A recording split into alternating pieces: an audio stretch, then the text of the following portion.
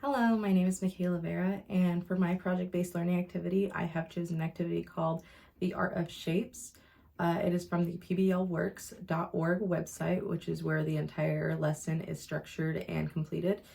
I have chosen this lesson because it is designated for pre-K to kindergarten students. The current degree that I'm striving for is designated for kindergarten through 8th grade. However, since I currently work at a preschool, I figure that I could use this lesson in the near future with the pre-K students that are at my school.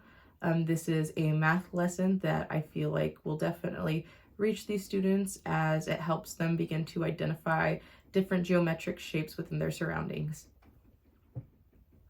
The lesson itself requires students to have a sketchbook where they will begin to take note of different shapes that the teacher begins to go over with them inside of the classroom, and eventually help them begin to recognize shapes outside of the classroom, which is kind of the key aspect of where their cognitive function begins to develop more as they are beginning to develop these shapes more independently outside of the classroom, such as, for example, the difference between two-dimensional and three-dimensional figures. Eventually, towards the end of the lesson, the students will be able to create their own artworks using said shapes.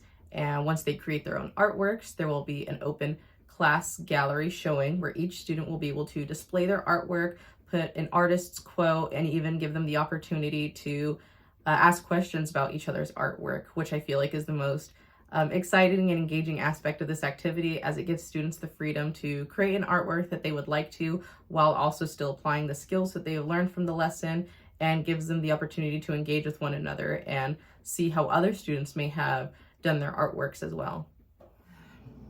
Now, in regards to the way that students learn, most people would like to reference Bloom's taxonomy, which is more or less a hierarchy of the basis of how students begin to learn and eventually create that individual ability to create said projects, or even become more independent and more fluent in the said activity or material.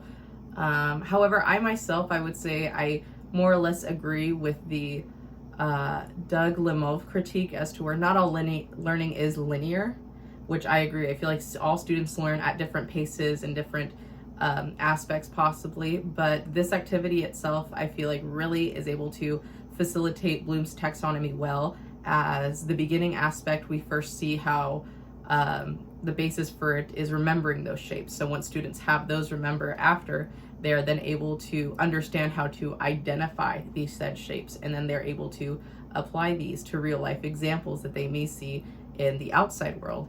And through that, they are able to analyze that once they make note of it in their sketchbook, where they're able to then evaluate the differences between each shape in their sketchbook.